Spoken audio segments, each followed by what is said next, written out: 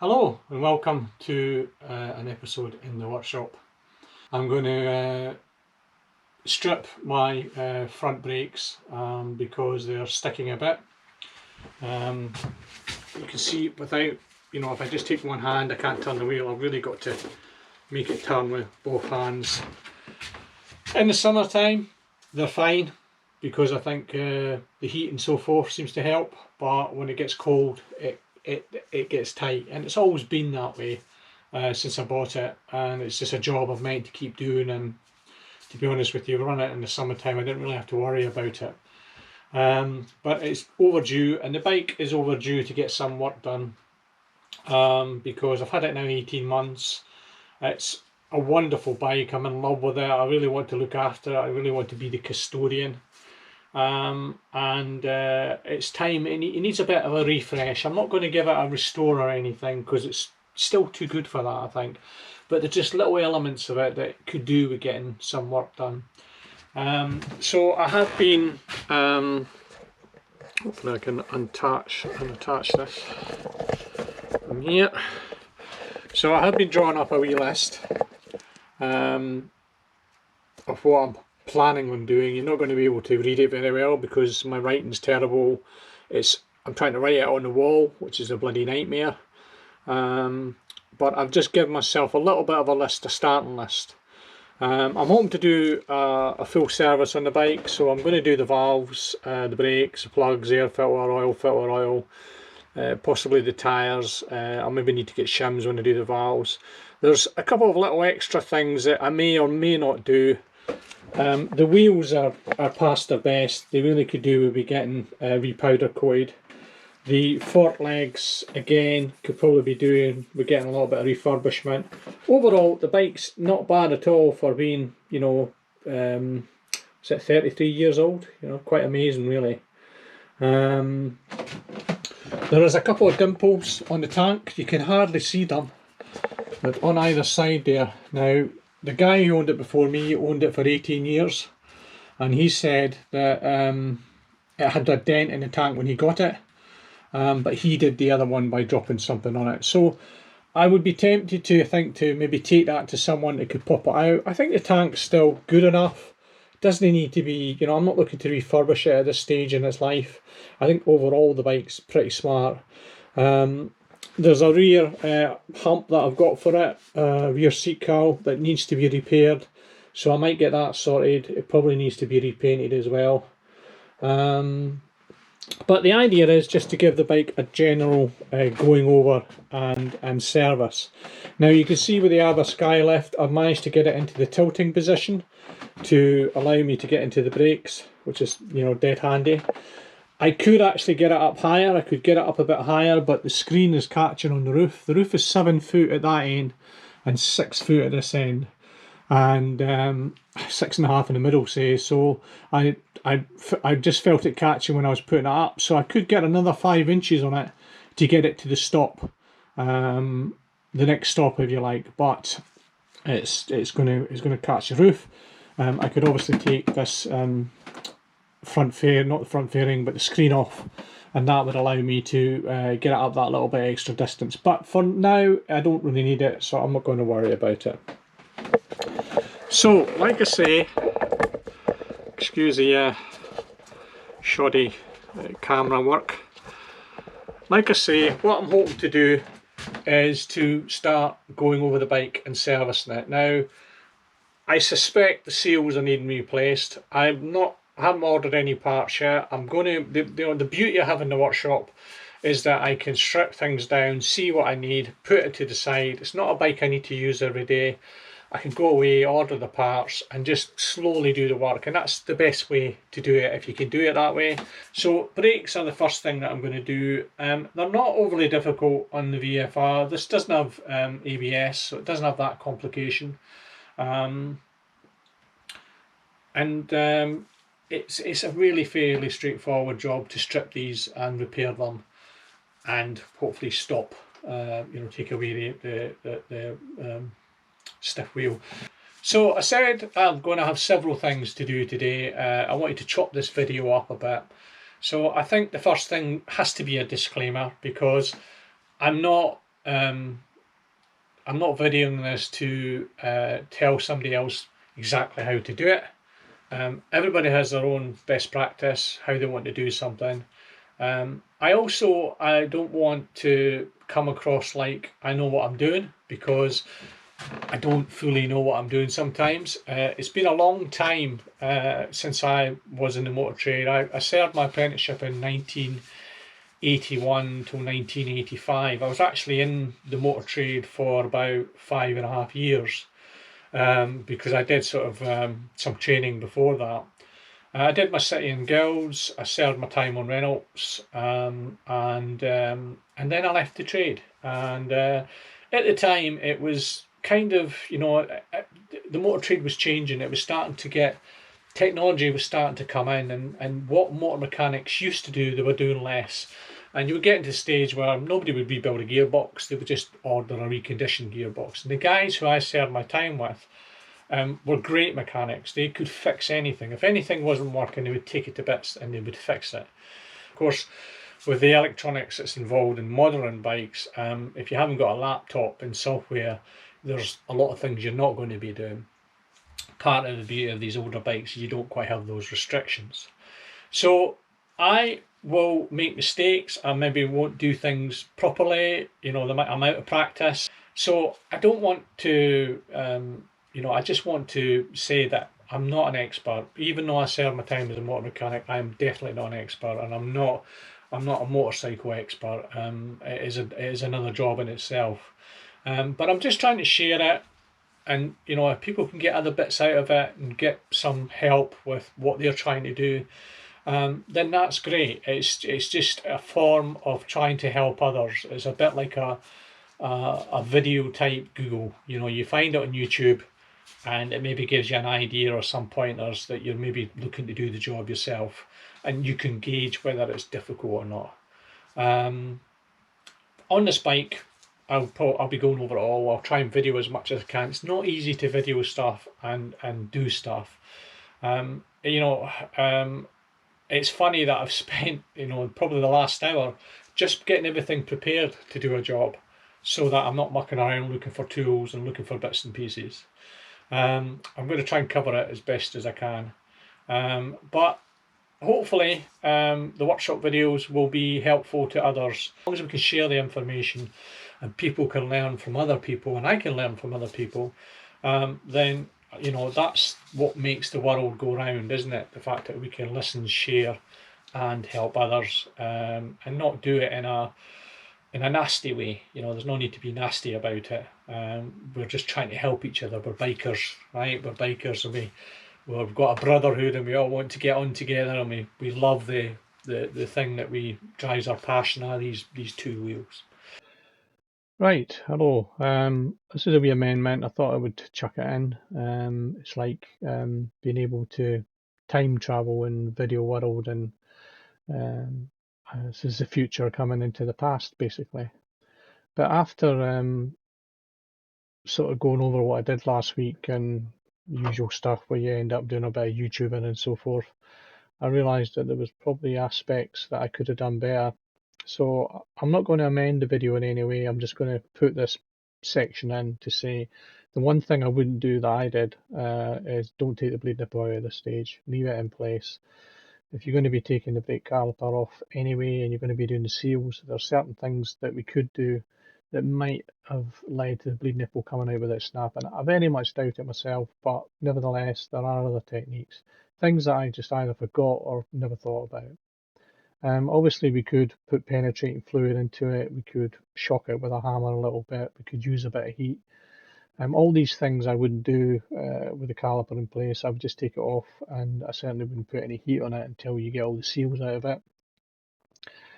But I have got a change of strategy, and I've got a little plan that will allow me to demonstrate both, I think, what I should have done in the first place, and also having a go at getting that broken bleed nipple out. The only other thing I would say is that, I took the bottom pin out of the calipers and the disc pads fell out. You don't want that to happen. Leave that pin in, and you just need a rubber mallet to gently knock the calipers off the disc. It's up to you how you do that bit. If you're going to replace the disc pads, you can just let them come out, and it'll be easier to get the caliper off.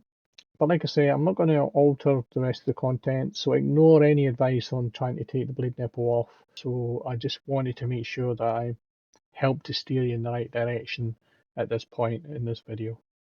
Okay, I'll see you shortly. Bye. So I am back again, and I just wanted to quickly show you what the plan is. Now, with anything like this, when you're going to do the work, you want to make sure that everything is slack, right? That, you know, when I say slack, that everything can be slackened, right? The worst thing you'd ever want to do is do all the draining of your brake fluid, only to find out that you can't get your cap off your reservoir. Equally, you know, you want to know that you can slacken your bleed nipples, you can slacken your union bolts, that everything can come to bits, and before you actually, you know, make your way through the whole job. The process for getting the caliper out here is basically you can slacken this pin on the 91 onwards, I think, or 1990, maybe 1991. This is how it's one pin. In the older models, it's two pins that you have to take out. But before you start, you want to slacken this pin. I'm going to slacken the banjo bolt and retighten it again just to make sure that I can slacken it. I'm also going to slacken the bleed nipple. Days gone by, bleed nipples, they can break, they can seize, they can be a pain in the arse when that happens. The caliper becomes a difficult problem at that point. So one of the things you want to do is make sure you can slacken that before you start the job. Just slacken it and just nip it back up again. And then I'm also going to just slacken the screws on the cover. But because it's obviously an angle, I'm only just going to make sure that they can move. I'm not actually going to slacken it. I don't want any brake fluid coming out. It would help if it was level and you were draining it and you could take the cap off it, and you certainly could drain the brake fluid better. That is something that I might do. I might lower the bike so that I can actually do that. But we will get to that later on. My main job here is to get the caliper off and get the pads out, and I think I'm going to have to pop the pistons out. So how I propose to do that is just to basically take both calipers off at the same time. I'm going to strap them into a bag. I'm going to then just basically pump the brake lever until they basically pop out of their home. If they don't come fully out, then I'll have to try and use a bit of air or something to get them out the rest of the way. I'm pretty convinced that the seals will need done. Somebody had said to me, you know, these are very good brake calipers, and that really the pistons and so forth were really well made. And if you could retain them, you're better retaining them than just replacing the seals, not actually putting in a full kit. Obviously, I'll probably replace the brake pads. I will replace the brake pads. I'm thinking about the discs. I don't know. I mean, there's a little bit of scoring there. There's maybe a very slight lip there. I'm half tempted to think about replacing those as well. And as I say, the wheels are starting to, you know, somebody's painted them at some point, but I think they could probably do another bit of powder coating. And the fork legs need a bit of a clean up as well. And some of the paint is coming away here. Some of the finish is coming away, so that needs to be sorted. And these are all little things I'd like to do to the bike, but I don't want to take away the usability of the bike. I love riding it. I think I could get a good few more seasons out of it before I'm at that point. The plan is slacken the pin, you know, make sure that the retaining pin for the caliper, the brake pads, it moves. Make sure that the bleed nipple and the union bolt can be slackened. And then these are the two bolts for removing the caliper from the actual disc. At that point, you should be able to take that pin out all the way and take your brake pads out. And I'm going to do that on both sides. So what I'll do initially, I think, is I will do one side and maybe film the other side, just to show you what I've done. So here we are. I've already done one side just to make sure I knew what I was doing. And I'm going to show you this side. let me just turn the camera around a bit at the moment and just take in some of what I've done. So I've prepared a tin to split the parts left and right. Handy little spirit level magnetic bottom has let me divide that tray. And I've already looked out the tools that I need. So what I've done is I've got a rubber mallet, and I'll show you in a minute why we use that. I've got two ratchets, one for doing the bigger caliper bolts and one for doing the banjo bolt.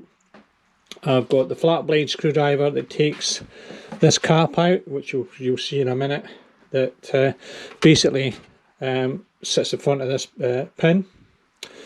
I've got a proper Japanese screwdriver. I can't remember what they call them. Is it JTS or JPS? I can't remember. It's something like that. This one's actually an impact one, because what happens is a lot of people use conventional screwdrivers on Japanese bikes and they end up messing up the screws.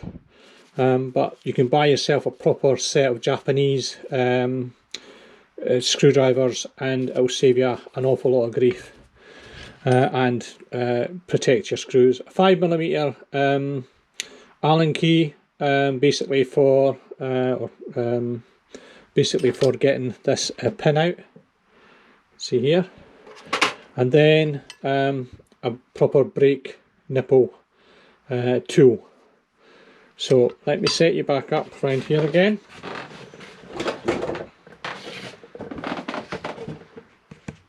Make sure that I'm going to get most of this. I can show you what I'm doing. Right, so the first thing is that I've gone round and I've made sure that I can slacken the fluid reservoir cover. I've gone on the other side, I made sure that I could slacken all these bolts before I started to dismantle it. So what we can do then is we can just make sure that things can turn. So this is the first thing that we want to move. This is the cap bolt that lets you take the pin out that holds the pads in place.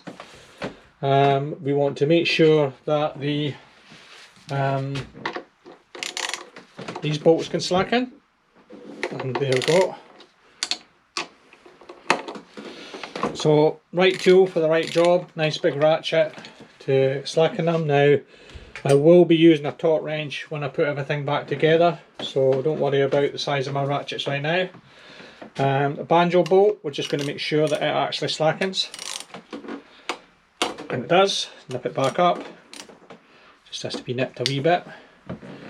And then the last thing I'm going to do is make sure that I can get the bleed nipple slack, because that opens up a whole new avenue of problems if you can't. And there you go. This is what happens. The other side came out, this side's going to be a pain. So we have a problem there right away. Not a lot you can do about that, I'm afraid. When it happens, it happens. Felt like it was going to go there, but obviously not. Right, so that's something I'm going to have to deal with. There's a couple of options with that. So what I'm going to do then is I am going to just slacken this back a bit more, and let me see if I can move the pistons a little bit. Probably unlikely, because this is part of the problem, I think. And when you see, when I take them out, I think you'll see why there's a problem. Next thing then, so I've cut a bit back in again because I did the other side the way I should have done it, and I did this side the way I shouldn't have done it. Before you take these bolts out, get this one slack. And it's a 5mm Allen key. So you want to get that slack, and there we go. Once you've got that slack, you can wind it out a bit if you want, and then you can take the caliper off. Now I will try my best to see what I can do with this bleed nipple. It's, you know, it's all part and parcel of old motorbikes. It's just, these things will happen. So what we're going to do is, what I'm going to do at the moment is I'm just going to leave that hanging there. Is and take this out.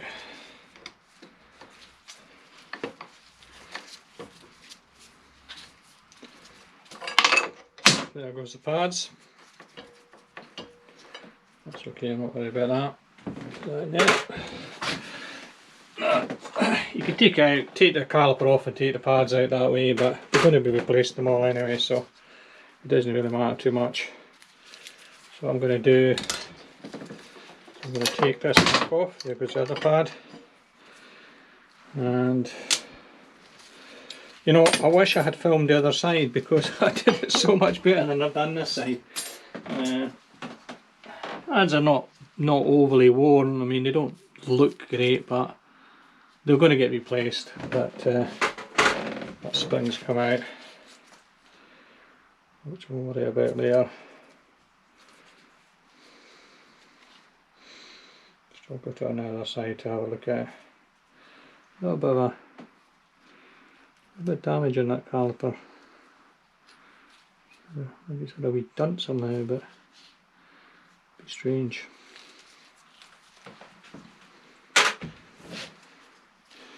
So what I'm going to do is I'm going to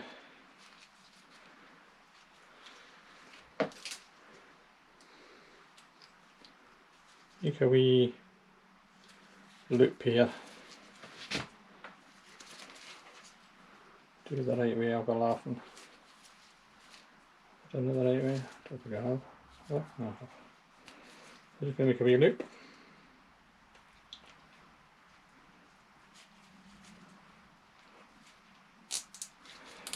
And we're going to use that just purely to help us hang the caliper up.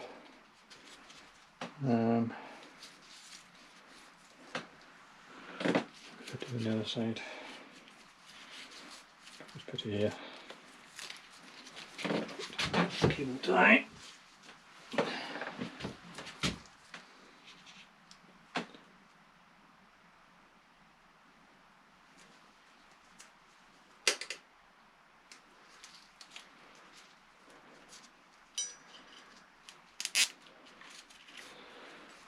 Just gonna push that through here, like so. Yeah.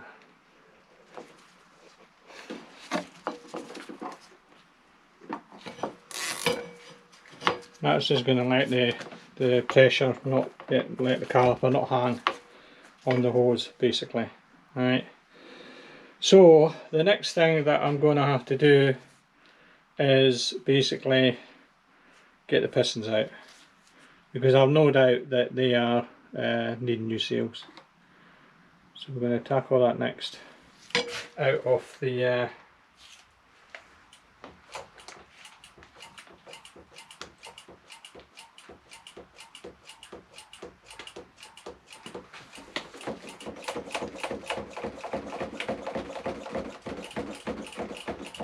now we might only get them so far because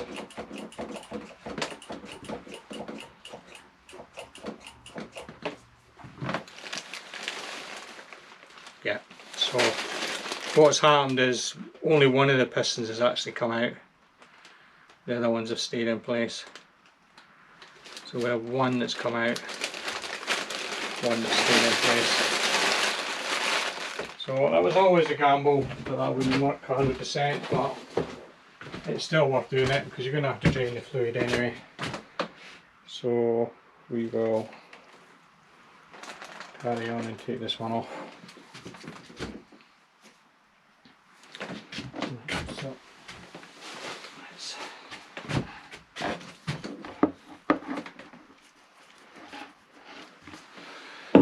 what I'm going to do is take this off of here.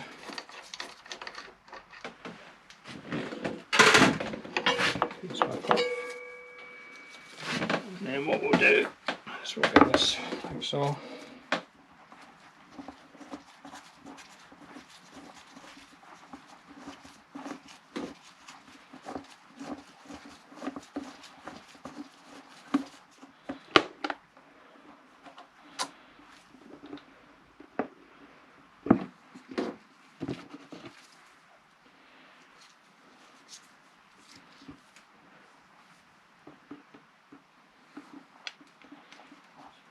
get into that.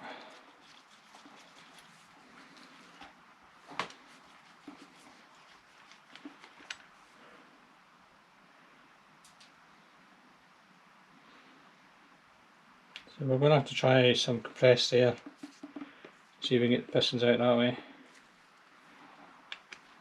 And copper sub you can see there.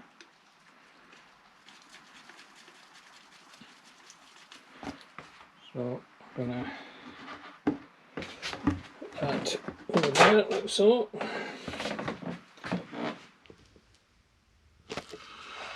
Right, the hindsight is a great thing, and one thing that I think I realised that I made a bit of a mistake with was I relied on the fact that the pistons would all come out at the same time, and of course they didn't.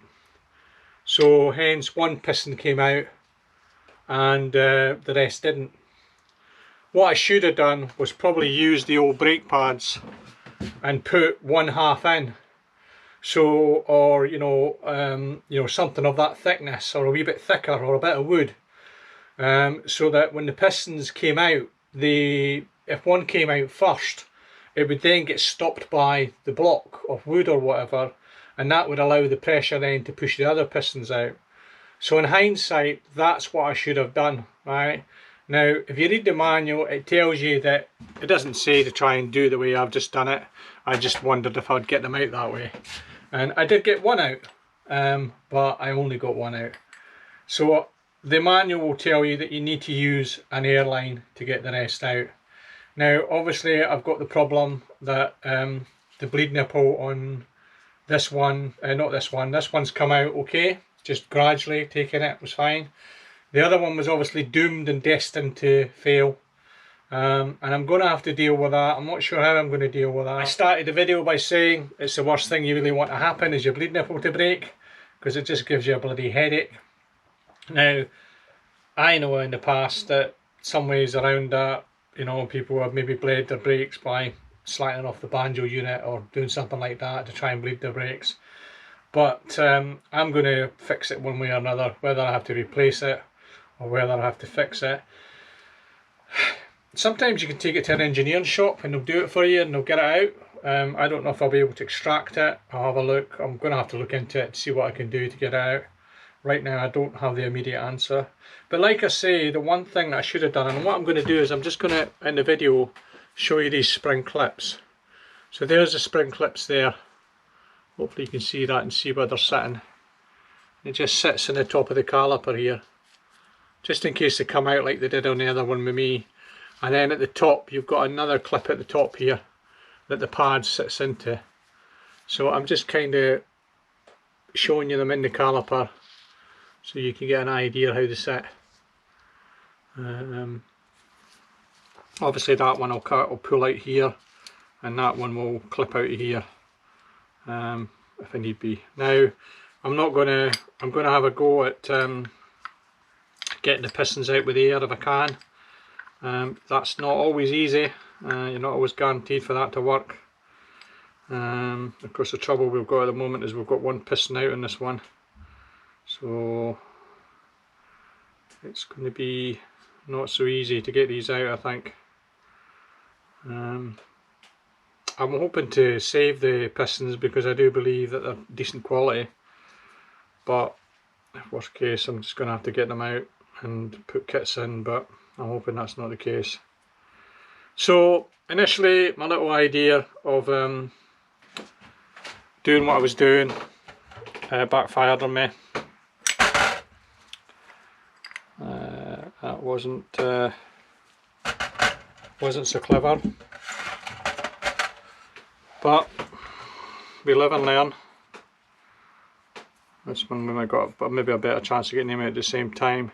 Might do the same approach, you know, if I can put air in and just put a brake pad in here so that they can't come out all the way, and just to keep the sort of pressure on both cylinders, so hopefully I can get them to pop out more or less together. I cleaned the wheels. I spot a little bit of brake fluid. I've cleaned that, neutralised that.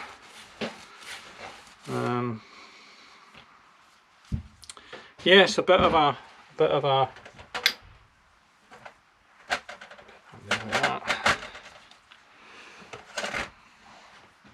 right, so maybe not such a good demonstration. It's an easy enough job to get them out, you know, it's an easy enough job to get things stripped. Okay, so with the use of a very, very small compressor, it's only got what, 8 bar. What I had to do was I put some grommets on here to help me seal it, and then I used some red brake grease to then act as a sealant, and then putting that through the banjo bolt hole, I managed to get the pistons out. So as you can see, here they all are. Now there is a bit of cleaning up to do, because initially I could not, with the taking the seals out, there's no way the pistons would go in. So obviously the edges, and you know, I can show you, if you look at the, you know, all the dirt in there, you can see all the dirt, and this is what happens, is the dirt gets in behind the seal and it begins to, the seals begin to swell, and with the dirt behind them it just begins to grip the piston, and that's why you've got to clean all this out. Now that outer part there, that is, you know, that's not where the piston runs, that's just, you know, the starting point with the seal sit, if you like. So there's a small seal sits here and a bigger seal sits here, and then you've got your actual cylinder that your piston runs in. So if you take the seals out, you should be able to get the pistons in and out without any effort, because there's going to be no seals there and they should just fit into the bore. Now obviously what I'm going to have to do is clean all these outer edges up and thoroughly clean the calipers, and then I can order new seals, clean up the pistons slightly, just, you know, just with a cloth and some brake fluid, and then I'll be able to hopefully fit it all back together again. However, I obviously have the problem with the burst bleed nipple on this one, broken bleed nipple. I'm going to have to sort that. I didn't show all that bit because it was just, it was a girdle trying to get the other pistons out. They did come out though, it wasn't too bad. I just had to wedge a piston back in. The one that came out, I wedged that, I pushed that back in and held it in place, and then I managed to get the other one out, and then I did the same with the other caliper where both pistons had not moved. But just, you know, if you can get the pressure and keep the pressure on, eventually they do start to shift. Sometimes you might even have to clean up the piston, what is sticking out, clean it up, put a bit of red brake grease on it and shove it back a bit. And sometimes if you can do that, it'll, you know, it'll lubricate the seals a little bit, but normally you just try and get it out the best you can with the air. If I had thought when I went to do the brake fluid bit and did what I said, and maybe I'd put a brake pad in here, you know, just put a brake pad in here, then the piston that came out first would have got jammed, and then that would allow the brake fluid to push the rest out. So that's one learnt for me. I didn't think about that at all, and hindsight, I think I should have thought about that. But, you know, failing that, if it doesn't, if you don't get them out, you know, you'll get them out with air. You'll still get there. It's just that, you know, I was trying to get them out with the brake lever, and obviously I failed with that one. So that's basically me, got everything stripped out, and now I've just got to clean everything up, order the bits I need, and sort this broken nipple out, whatever way I can. And it's just a matter now moving forward. I'll show you what I do with the calipers when I go to clean them up, and when I go to refit the pistons and so forth.